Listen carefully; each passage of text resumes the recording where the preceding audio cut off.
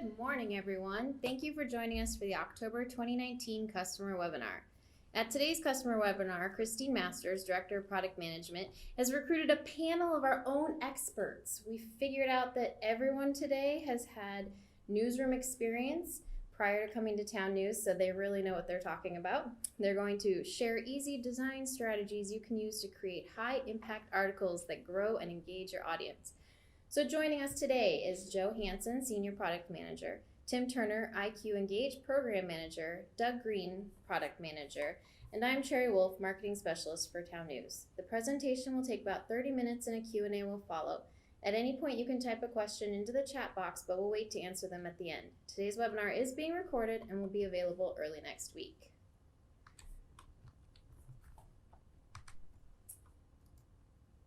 Today's agenda, we're going to talk about developing your article design strategy, some ideas you can do for creating beautiful magazine-style pages, how to distribute your content, and keeping your audience engaged with push notifications.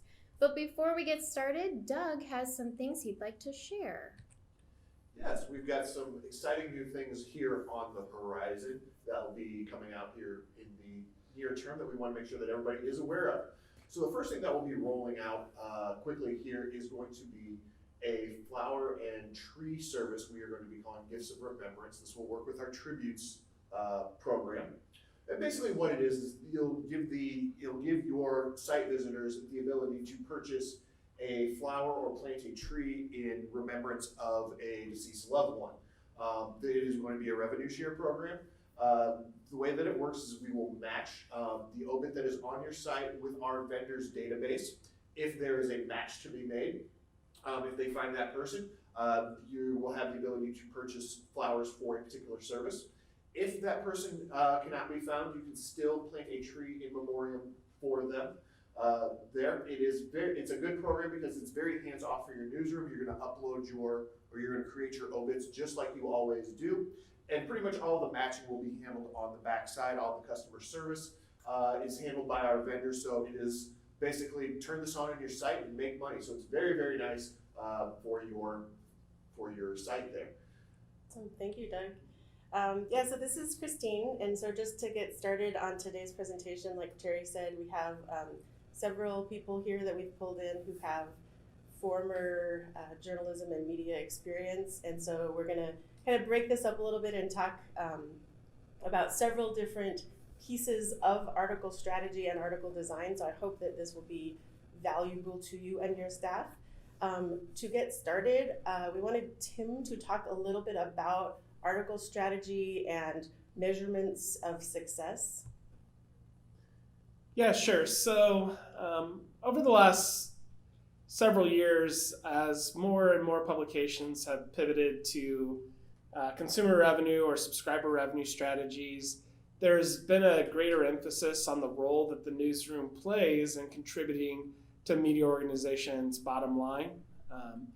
And so what a lot of newsrooms have been doing is really taking a deep look at their content and understanding how their content contributes to conversions, whether that's subscription conversions, email signups, or even just their general programmatic revenue strategy. So some of the traditional metrics that newsrooms use, like page views or engagement time, now we're looking more at things like customer lifetime value and RFV scores, which is like how recent a user came to a site, how frequently they come, and how many pages they consume when they come to a site. So the metrics are getting more and more sophisticated, but I think at the core, the goal is to really focus on, newsrooms have the greatest impact to media organizations' ability to generate revenue, and that we need to start paying more attention to what the data is telling us about what our audience is interested in and what content is performing well on the domain.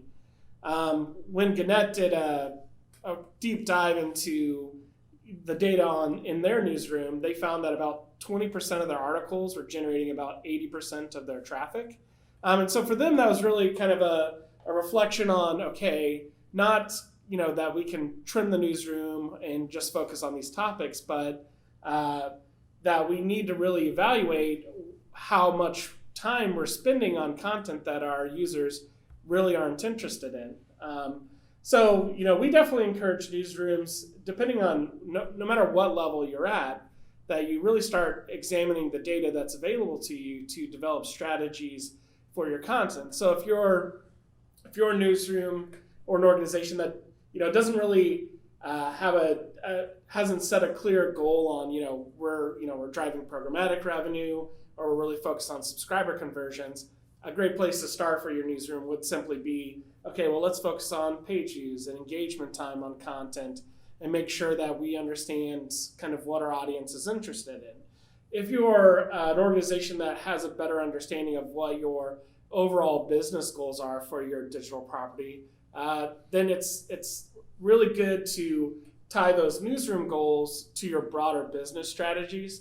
And so really focus on what metrics the newsroom should focus on to help drive revenue success. So if you're more of a programmatic advertising strategy, that's more what we call reach. And so you're really focused on getting as many users in and as many page views. However, if you're really focused on consumer revenue, you're really focusing on how engaged that user is, how often they're coming back. And so you're really focused on a subset of your audience, not necessarily just driving as many page views as possible. So how this kind of ties into articles, if we look at the next slide, obviously, the majority of the page views on any website are going to come from articles. It tends to be kind of the end game for users. We're trying to get them to the content to read that and be engaged. Overall, network-wide for TownNews, it's about 56%. A lot of that's because we've seen, a lot of customers using different content strategies, whether that's video or collections or other things, to generate a lot of page views or engagement. But articles still are really kind of the primary thing that you are offering up to your users in exchange for their time. So it's really important to pay attention to what your articles look like, what the experience is like for users on those articles. And so, I was going to say really quickly, and one thing to add at that part too is that, a lot of times we'll hear from the digital director who's spending, 3 hours per night fixing up the homepage and moving around every detailed tiny article on the homepage. And that's one of the things that this data is telling us as well, is that people are coming in from social media, coming in from elsewhere, and not necessarily spending that amount of time on the homepage that you think they are. Yeah, and I think that's looked at a little bit deeper in the next slide, where we kind of look at how different acquisition channels and how those users are interacting with your website. The green is a carryover from the last slide, and you can see that for each graph, the green are article page views, and we really see that subscribers tend to, they're coming in through organic acquisition channels. They're really focused on your index pages and section fronts, and they really use those to kind of decide what content to read. Whereas users from social media or other platforms tend to come in directly to an article because that's what they're presented with, right? They're presented with a link to an article, and that's how they come in. And unfortunately, organic and things like that tend to be, much smaller compared to the broader, all the other acquisition channels. So really, we always say kind of the majority of your users are going to enter on an article page. And so you should really consider that when you're looking at how we're engaging users and what their experience is. So, you're spending all this time designing your home pages or these section fronts, but really a user is going to come in on an article. What are you doing on that page to kind of bring them into your site and to really engage them and convert them, or do a lot of the other strategies that your company might have, or that we'll talk in greater detail in this presentation. Yeah, awesome. And that's exactly what we're kind of talking about here on the next couple of slides. What are the key factors in creating good articles on the site? What are users actually looking for when they're looking at an article? And you can obviously just apply this to yourself. And when you go to a website looking for something, what is it that you want? You obviously want to get the information as quick as possible. A lot of times you're trying to look through an article to answer a specific question. And so you want to just kind of scan through it and then see when the event starts or when the, who was arrested or whatever. And, or one of the other kind of use cases for people kind of looking through articles is that they're having fun. They're browsing the site, they're reading stuff. So they really want to have a storytelling experience. They want to be compelled to be drawn deeper into the site. So those are all kind of different experiences that you can help cultivate within your site itself. It's also really important that there's kind of a feeling of trust, that they understand that this is a real media site, and it's they might not necessarily, especially if they came in from social, they might not even be familiar with your site in particular, but you want to kind of create a professional looking site that they feel they can trust as they read the content. So that's something to kind of think about as you're building these stories on the site. And then the most important thing that we'd like to try to address in this webinar is just how can you keep them engaged, and what are some strategies for doing article design to help keep them engaged throughout the article. I will say I actually stole some of the information on this slide from the Wisconsin State Journal, who did kind of an article engagement internal presentation and goals for their organization. So thank you to Wisconsin State Journal for allowing me to steal this. But I thought this was just a really good way to kind of state one of the key points that we're talking about here in this webinar, which is you should be trying to, again, draw users into the site, and each individual page should not be a dead end where they're left on that particular page. You should try to always have related content, additional links, and things like that. Like off to the side here, we see that there's kind of a card that has been pulled in line into this story. So as they're looking through the mobile version of this story, you might understand that you're going to start losing people halfway through the article, so you can give them a way to get re-engaged in their experience and not lose interest in that article. You're going to re-engage them by allowing them to go to another article. So again, this is kind of like not having a dead end on the site where it's just an article and then they have nowhere else to go other than closing the browser or going to another site. So a couple of the strategies there are just making sure that, they talk about a byline story here, so kind of your locally written articles, make sure that they all have related children and siblings. It might be an older article, it might be evergreen content that you already have on the site. One of the things that they talked about in their presentation was, each reporter or news producer should understand historical evergreen content related to what they're working on right now. So if they're writing an article about a business that is closing, you should have a collection of all of the businesses in the area that have closed over the last couple of years or something like that. And then you find that evergreen content with that collection of closed businesses in the area, and then add that onto your article as you're working on it. So that's a really great idea. Additionally, some other concepts are putting hyperlinks inside the article itself, whether that's to another article inside the site or to a section front, anything like that. And you can actually just highlight the text in the story and then create a hyperlink to that other story.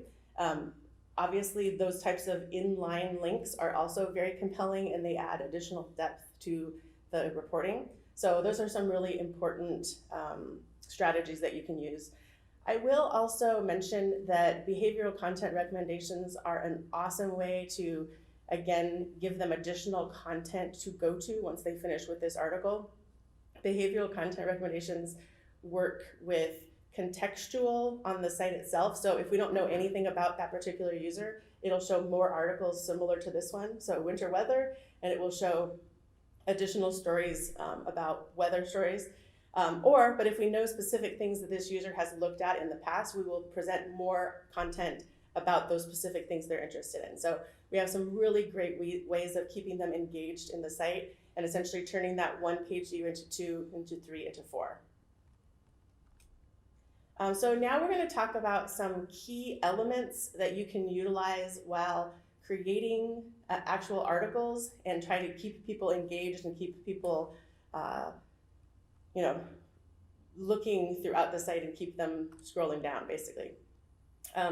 For, you know, obviously a large percentage of pretty much any of your sites will be mobile.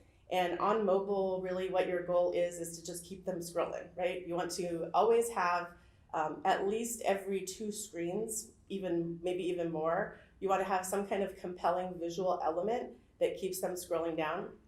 In blocks, there is a lot you can do with adding in inline content so that you can have those very strategically placed photo galleries, strategically placed photos or slideshows, additional things like that.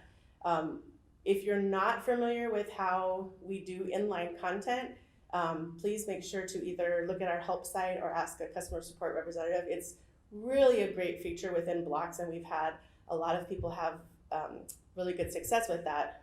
You can search for what's called the article designer, which allows you to create a lot of really great inline content to keep them scrolling down. We actually have something called inline presentation modes, which means that if you take a photo and you put it in line inside of, let's say, after the 4th paragraph of an article, we actually have different presentation modes that allow you to have kind of a cool effect on that photo as the user is scrolling down. So we do mosaics on slideshows, we do a parallax effect on images, we can do cover art to make like a magazine style presentation. So there's a bunch of different types of techniques that you can do on articles to help make them a more compelling experience. In the same tone, we have, you know, those same tools also, of course, work on the desktop side. They, of course, look different. They're more tailored to the desktop experience, but you can see here in these couple of examples, we have an article in the back that has kind of a showcase hero image that's really big in the back. Then we have a long form article that is very tailored to a reading experience. And then you can see here that, and this is just a test article that I did, I've added in additional photos. This one is float left, this one is kind of centered, and they stick out from the sides of the long form article, again, for kind of visual interest. And it really helps them, again, kind of be compelled in the story and keep scrolling down. So there's some great opportunities that you have to use Article Designer to create those really great experiences. So Joe's going to talk about a couple of things with story presentation. All right. So the story presentations are something you need to consider for different impacts you want to make with articles. The standard default is, is really the standard default article presentation, which has got, right rail for on desktop, and all of your standard page elements. Your related content will go to the left. You've got your basic, you can still do your article design elements to it, but it is constrained with the rest of the page. So if you wanted to make a more impactful presentation, the long form is an excellent way of doing that. But keep in mind that when you do use a long form, you are eliminating that right rail, which may have impacts on your ad positioning or ads that are available, and also other related content items like top stories or calendar, etc. that you may have prominently displayed there. So you want to make sure you don't overuse the long form, but it is an excellent way of telling those big, in-depth, your Sunday package style stories, and to be able to use those and intersperse your different graphics to really pull things out, some parallax images, some inline audio files and videos and whatnot to really spice up those big Sunday package elements. And then personality is good for that kind of bloggy or opinion style article where you're going to be featuring the personality who is writing and behind it. And on that, you want to make sure as well that your reporters have made sure to fill out their staff profile box with their bio and whatnot, and they have their title and contact information as well. So that can all be kind of populated on those personality pages. You can also do some great presentation modes with collections, including things like mapping them, turning them into a timeline. So this is excellent for maybe you're following a big court case, So you have all those assets in a collection, and you can spread them out over a great timeline. So these are great ways of telling, ongoing stories. And also think too, if you, probably maybe a year or so ago, we actually spent a good deal of development time going through all of our collection presentation modes. And if it's a calendar item or if it's a coupon, we actually built in special functionality so those all look good. So that's something to think about too, is it might be something to experiment with, or we can do a webinar about it in the future. So try that out, because we did spend a lot of time making those look good, and you have a lot of interesting things that you can do with collections. Some additional things that you can do, again, using the article designer, is I'm sure that everyone's aware of our ability to add related content to a particular article. So this includes basically box info and things like info boxes or pull quotes. And just remember that using article designer, those types of related content items, number one, can be pulled in line. So that's a great way to add little points of interest and, again, compelling visual elements throughout the story. And then number two, once you place them in line, they have inline presentation mode, so you can make them centered or half width or float left. This is great with pull quotes. This is an example of a pull quote over here on the right, where, and you can see this is a great mobile display. If you want to make this, half width and float left, you'll have a really nice pull quote, magazine style kind of pull quote that can be used as a compelling visual element, again, to keep people engaged as they go down the story. All right, one of the other big things that you can do with a standard HTML asset that can be embedded in line in articles with the article designer is look on the web for other ways to create interactive elements. There are tons of tools available that allow you to do Google Maps, Google Street Views, timelines, interactive charts. So there's a ton of services that are available either for free. I know with the Google News Initiative, there's some tools available with, can't remember the name of it.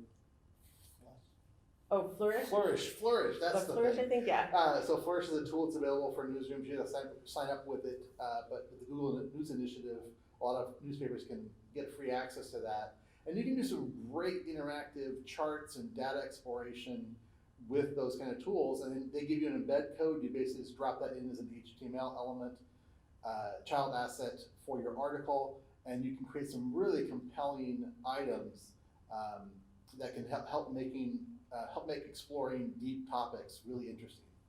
And I think too, one important thing to point out when you're doing those types of interactive elements, like Joe mentioned, using an HTML asset that is a child of your article is a better way to do these types of interactive elements than just pasting the HTML inside the article. For one thing, if you have accelerated mobile pages or AMP pages, having an inline HTML asset works on the AMP side, whereas just pasting in HTML into the article will probably make that specific article not validated for AMP. And it helps with mobile display. In addition, again, you have inline presentation mode for HTML assets. So you can actually pull an HTML asset in line. You can tell it to display like a full HTML asset, like Joe was saying in this example here, or you can make it just a link, or you could make it just a card. So you have a lot of different options there for how you want those things to be displayed. So I mentioned a little bit already about our cover art feature, which is something that we've gotten a lot of really great feedback on and is a great tool to use when you're creating articles.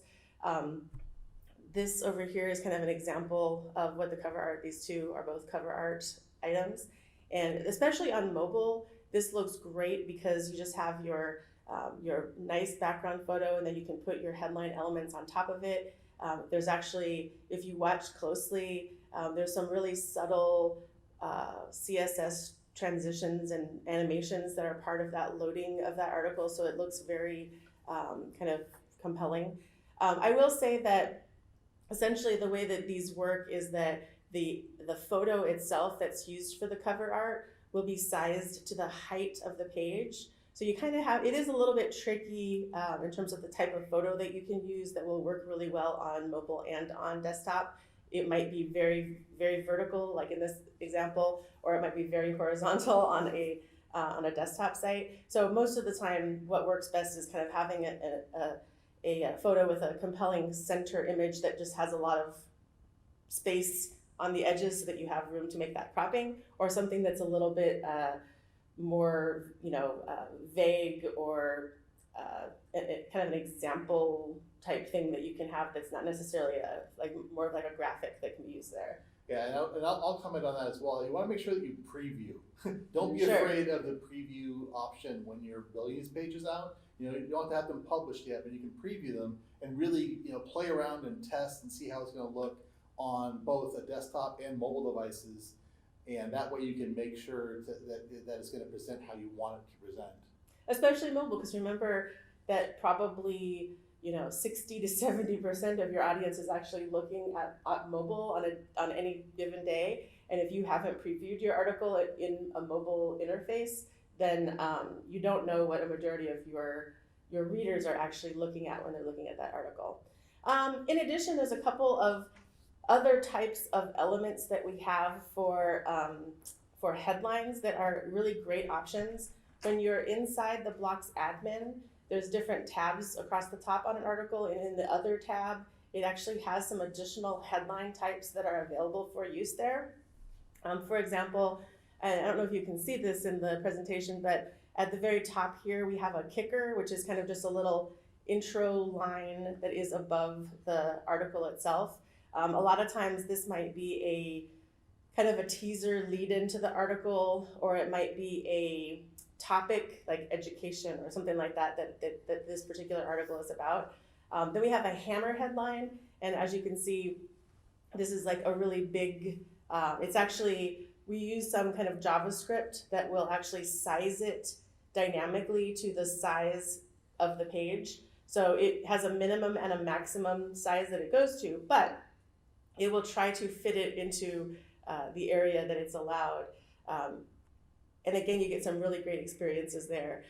We actually have the ability now in several of our blocks that are used on section pages and front pages. You have the ability to show hammer headlines and kickers and subheads on those blocks as well. So if you're doing these types of compelling articles for maybe a top story for that day, you can actually make sure that your top story block on the front page is set up to also show the hammer headline, and that way you get, again, a really big compelling headline on your front page as well. And then in addition, we have a subhead here, so you can see the headline and then the subhead that's available. In this particular case, I've turned on a feature that we call time to consume, and this is something that basically does an algorithm to look at the number of paragraphs you have in the story, the number of photos, the number of graphic elements, and then it determines with the average reading time of the average consumer how long this particular content will take for them to consume it. There have been some studies that show if a reader is told up front the amount of time that they need to invest in a particular piece of content before they click on it, they're more likely to click on it. So if it says this is a 30-minute read or this is a 1-minute read, they're more likely to click on that if they understand the type of investment they're making with that click. So that's something that is again available on a per site basis as a custom property that you can turn on, or it's in some of the individual blocks themselves that you can turn that on. But it's a really interesting feature that is great to help with engagement. So a couple other considerations to think about as you are thinking about your articles and building things out. The first thing is other kinds of platforms that your content might end up going to. A lot of you now have setups going to accelerated mobile pages. You have your content going to Facebook, you have your content going to Apple News. They're going out to all these different places, and just make sure that your content and your headlines and the photos and all those things are working on all those different platforms, and that you're getting the best version of your article out into those different platforms so that you're getting that traffic back to your site. And then Doug is going to talk just for a second about the different types of notification and social push we have now with Notifier. Yeah, we put out Notifier. How long has Notifier been out? About a year now? I think roughly? it's been a year. Somewhere around there. It doesn't seem that long. Yeah, it doesn't.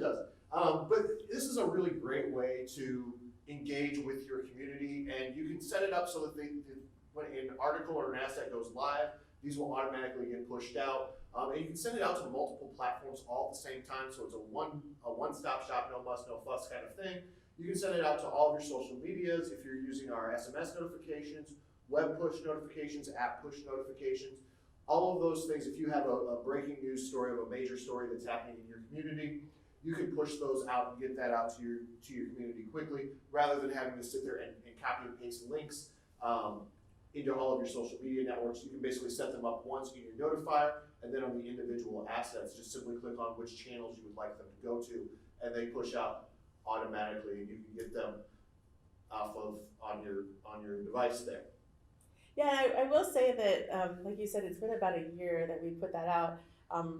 Really, it's a free product that you can use that's just part of the Block's CMS system, and it has had really great response from our customers, and we've seen a lot of people set that up and start getting additional readers into their site because they're pushing out all of those different notifications. So if you don't know what we're talking about with Notifier and this new free application that's available, definitely talk to either your sales rep or a customer support person that can help you get this set up. And like Doug already mentioned, we actually have automatic triggers that you can set up. So if something's in the news section and it's flagged breaking news, it will automatically send an email alert on that.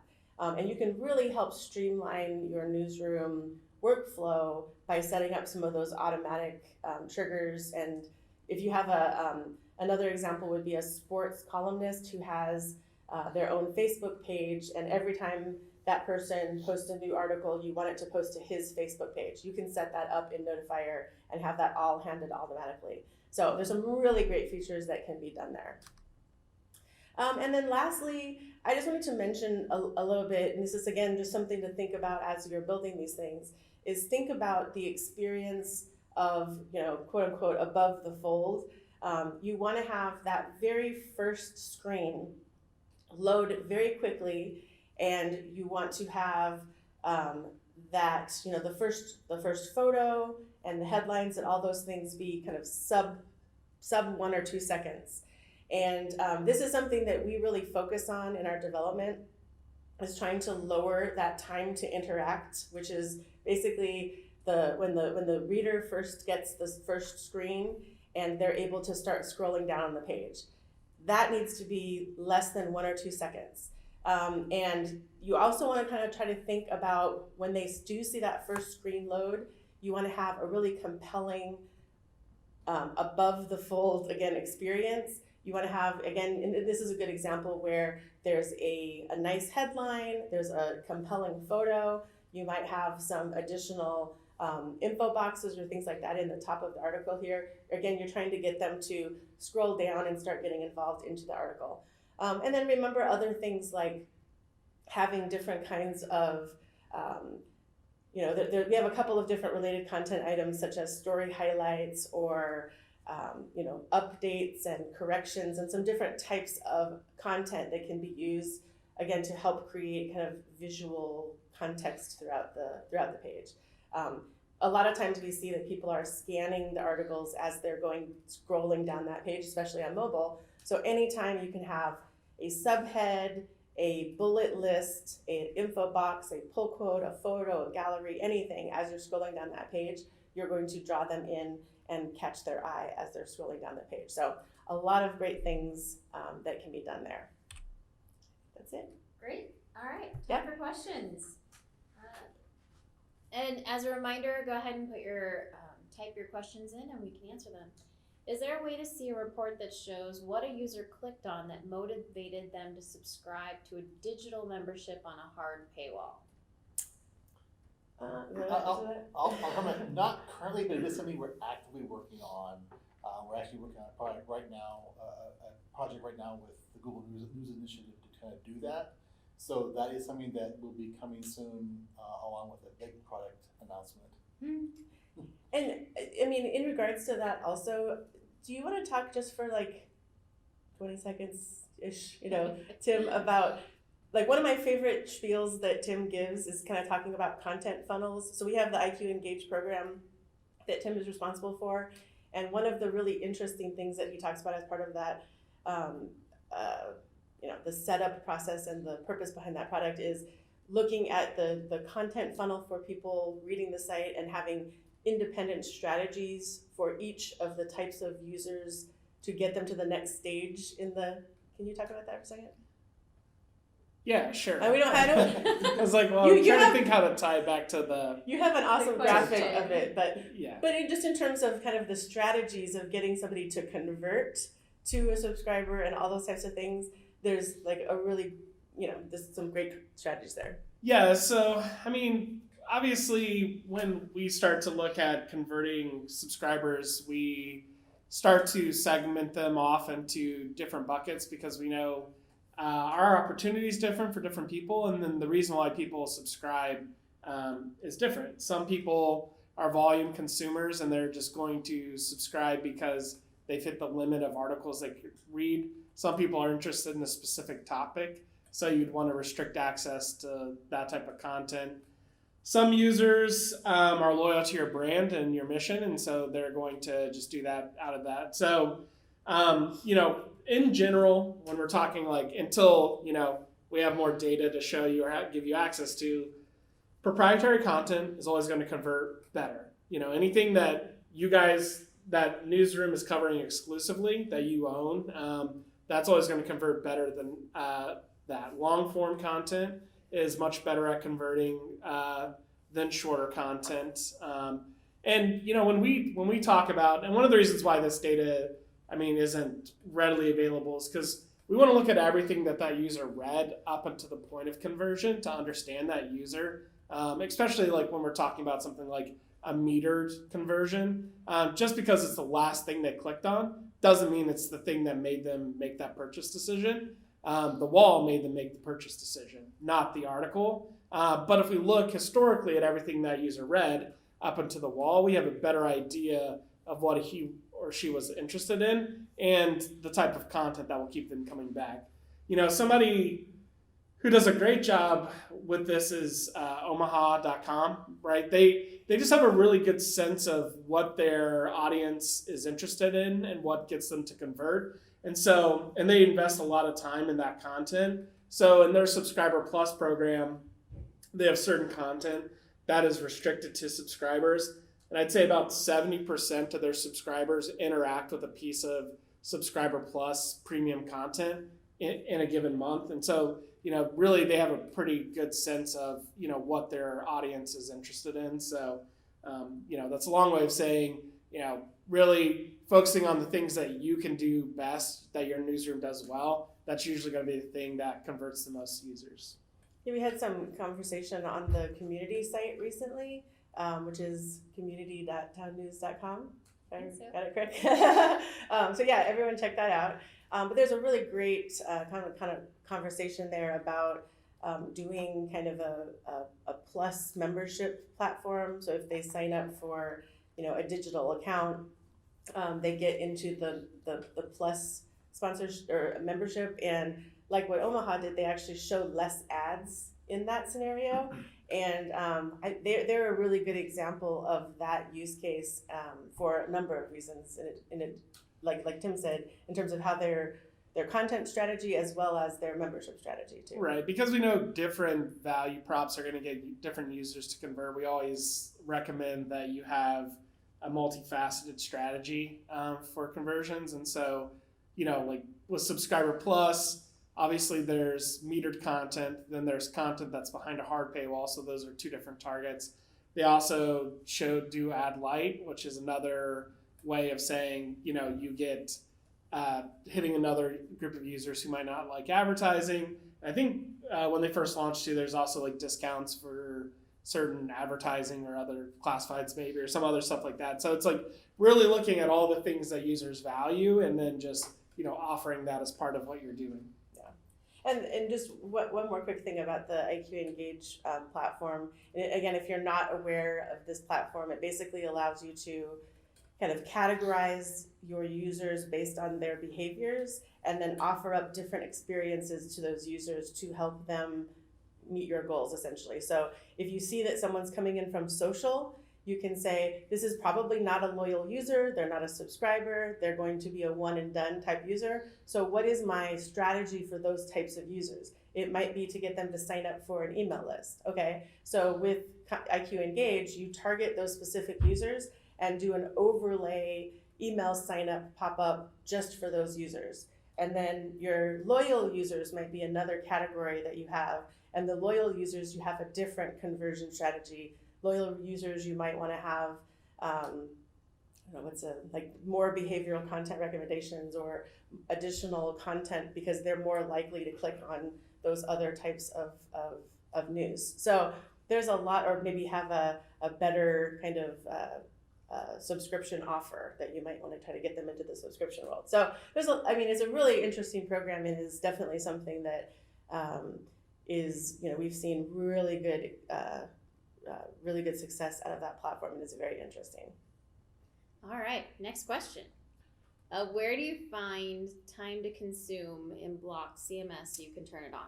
Yeah, it's a page customization property that is available. If you go to your block editor and then you go to any individual page or just the front page in the block editor, in the right-hand side, there's, I believe it just says time to consume in terms of the properties on the right-hand side. So you can choose to kind of show that, or in individual blocks, it depends on the block obviously, but in like our summary block and our grid block, it'll have under, I think, the content section, it'll say time to consume, show or hide.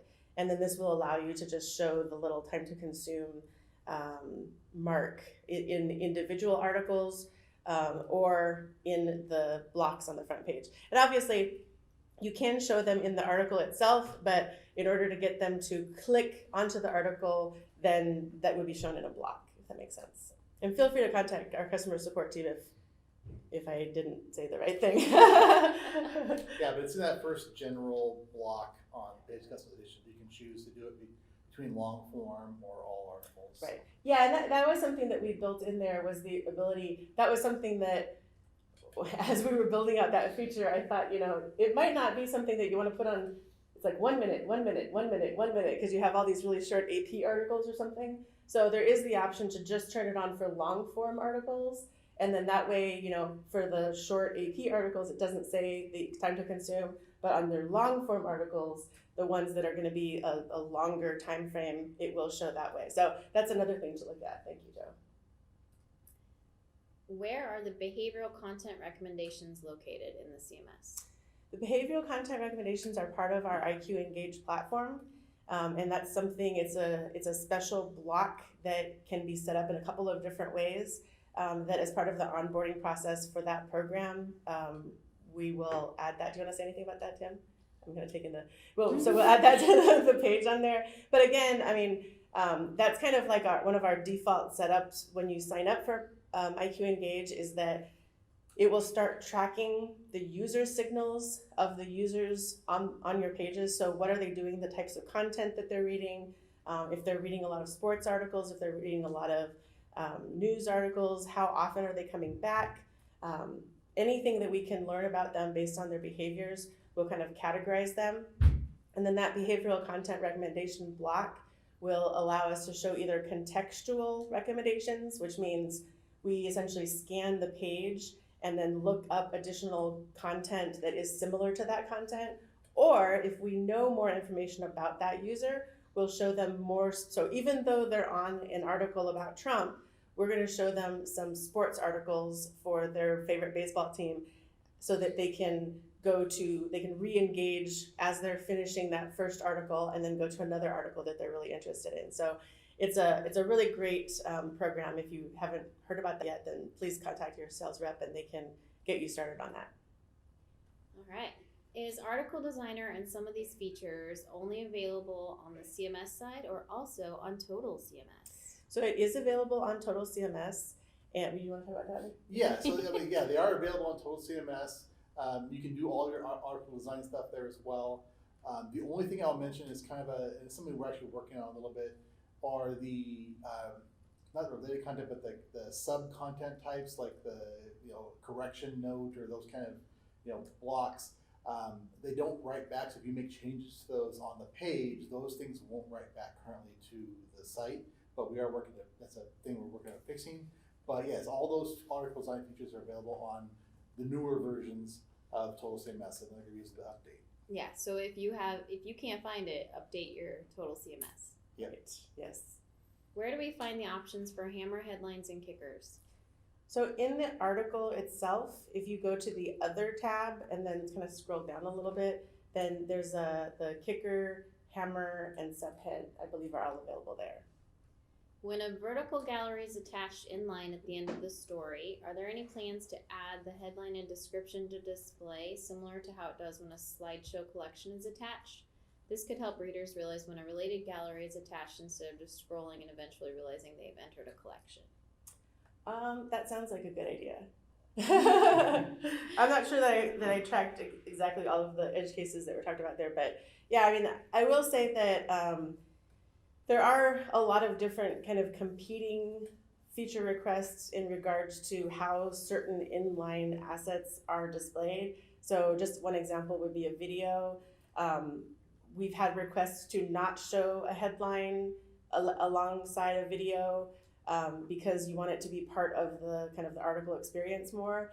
But then at the same time, sometimes you really need the headline to tell you what the video is about. So that's something that we might address in the future with having maybe part of the inline presentation mode that you could choose kind of the headline display as part of that. So that might be kind of an answer to your question.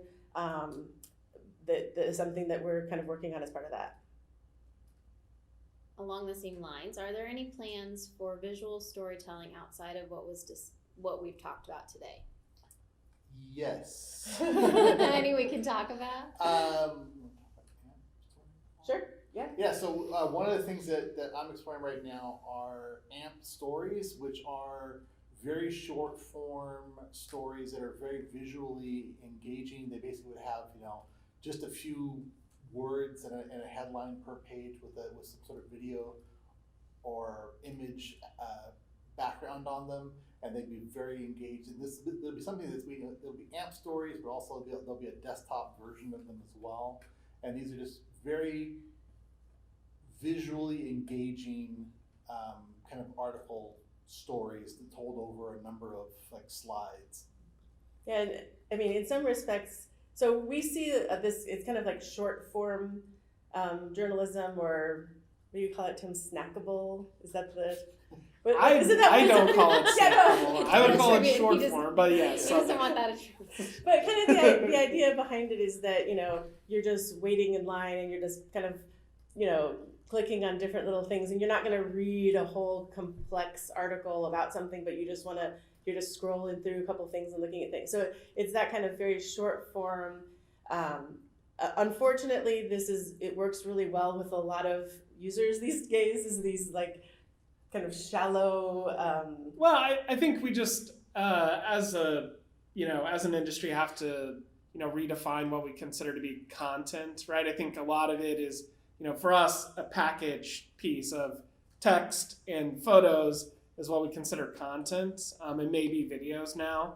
But really, if you have reporters on the field, sometimes an image is enough, or sometimes 3 or 4 images with a voiceover is enough, right? I mean, we just have to consider, what is content, what is important to our readers, what's the most efficient way to communicate to the audience, and if it's simply a photo, then simply a photo, or like a Snapchat story or something like that. Right. And people are we also have to take advantage of the tools that we have, or the way that our audience is consuming it. And with with mobile phones, there's certain stories that we can do better, or it's better to communicate through maybe a method that they're more familiar with, like a tap through story or other things like that. And while, I mean, and I was kind of making a bad sort of joke about the audience, but it's kind of true that they've lost a lot of attention span, as we've seen with, you know, a lot of stuff's going on.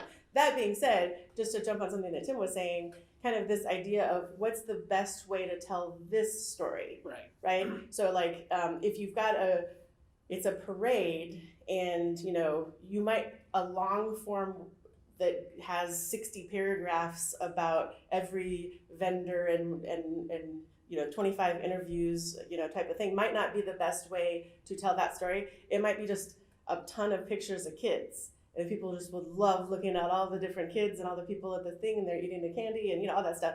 That might be a really great way to tell that particular story. So for any individual type of thing, what's the best way to tell this story? So to get back to the question, that is a great, you know, we are working on some of those kind of short form type articles, and we have some things coming out that along those lines. If you have any specific ideas, They did. They Okay. gave us 2 article ideas they want us to go look at. So I'll share this Yes, with you definitely. guys later, and you can go and pick those apart. awesome.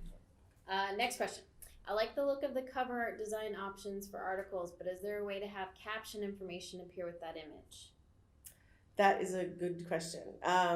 Yeah, I think we can definitely look at that. It was kind of in the beginning, it was meant to be more of like a background image, or almost like a you know, like needles on a, you know, on the back, in the background. More art. More Yeah. art, It's more exactly. art than image. Yeah. That's what it's And so in those kind of situations, having a caption show up there is, you know, doesn't make as much sense. However, you know, I have seen a lot of really good use cases where, you know, it's a picture of 3 kids standing there, and you want to name the kids and whatnot. So, Well, and a good case on that as well is you don't have to use the art just on the cover. That same piece of art could be as a child asset that's a good point, of actually. the article, which would then have its full caption information. So, you know, and it just be reused and redisplayed in a different format. And actually, that's a great answer for. I mean, I do think that we should look at some way to offer a toggle or something that can let you choose. But that's a really great answer for right now, is to use the picture of the kids as the cover art, and then maybe a couple of screens down, because you don't want it right away at the top, but a couple of screens down, put that same image in line, and then it will get a caption as an inline. So you article. would create the child asset first, and then when you go to do your cover art, you can copy from Yep. that Yep. asset. Exactly. So you don't have to do a ton of work. Yeah, Correct, yeah, that's a really good idea.